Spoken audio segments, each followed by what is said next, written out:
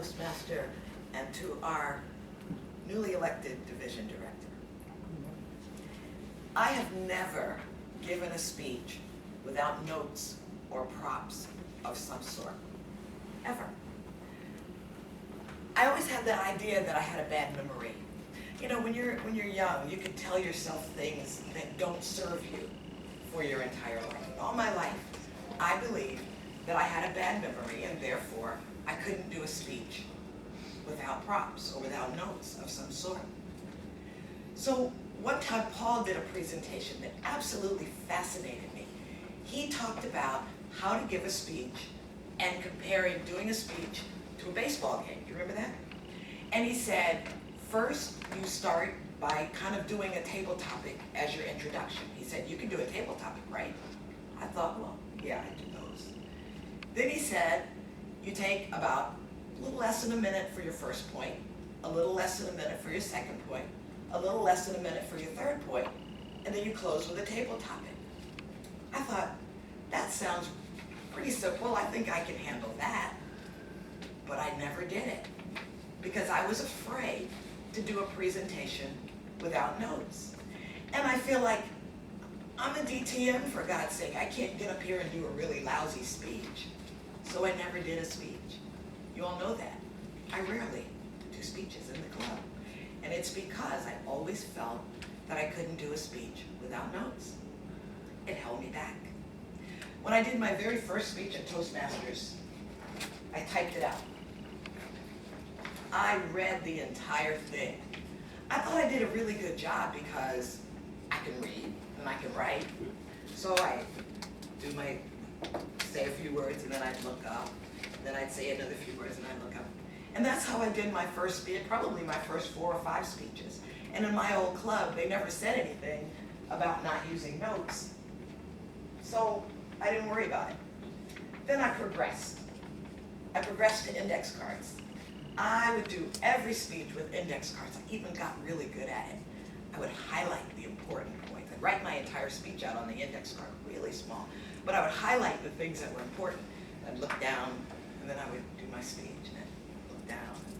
I thought I was really clever. But then I got really good. I got really smart. I started taking business cards. And I'd write my speech in a business card, and I'd keep it in my hand, thinking that the audience couldn't tell. So I would do my speech, and then I would change and glance at it, and glance at it. And I did speeches like that for years, not just for a little while. This was my method. I thought I really kind of fooled the audience because I had notes. They couldn't really see me. Then I started speaking, traveling, and speaking professionally. Well, that was great because I was doing all-day speeches, and they gave us these big, thick manuals. So workbooks, everybody had a workbook, and so it was easy. I put all the answers and everything I wanted to say in the notebook. So I had my cheat sheet. I was a professional speaker with a cheat sheet. And I would say, teach a topic, and then I would say, okay, turn to page 14.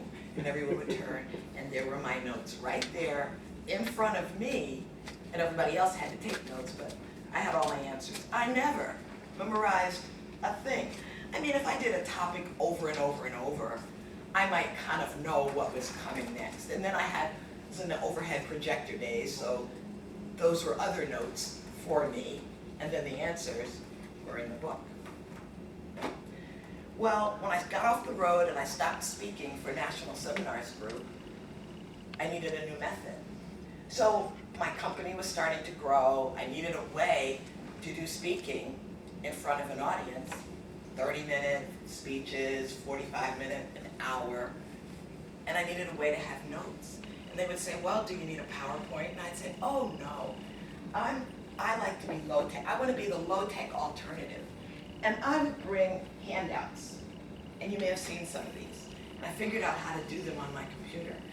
And my handouts, everyone else thought they were a handout. Nah, it was a cleverly disguised cheat sheet. And my answers were always in the book. And I could do the speech. The audience was looking at their notes. They didn't pay attention to the fact that I was reading notes. Really thought I was clever then. So I've progressed. I don't really do those kind of little free local speeches anymore. Now I do webinars and workshops. Matter of fact, I've done 2. A friend of mine said, you do 5 to 7 minute speeches and you go over for 80 minutes. That's about right. And I did an introduction to a filing system that I'll teach you all about because I have a couple of more speeches to do for the CC thing. But I did an introduction as a webinar, and as you can see, my notes are all written throughout it. And then yesterday, I did a 90-minute class online on a webinar. All my notes are right there. So I was telling Tiffany that I had to do a speech. I didn't have a clue what I was going to talk about. And I thought, I'll talk about that because I know that not knowing how to rely on my memory to do a presentation has actually held me back. And I've done hundreds of presentations all over the country, even internationally. And I've never done one without notes, other than when I did a contest for the club and I totally memorized it, word for word. You could have said line 5 and I knew what I was going to say because I would never try to wing it. And I thought, that's a really good message for the club. See, it's okay to not be 100% prepared. And it's okay if you feel that you need notes. But don't hold yourself back because of an imaginary idea that you can't remember things. Try it. And if you need a note or a cheat sheet or a handout or a flyer to help yourself remember, go for it. We want to hear what you have to say. And the mechanics are not as important as the fact that you get up here and try.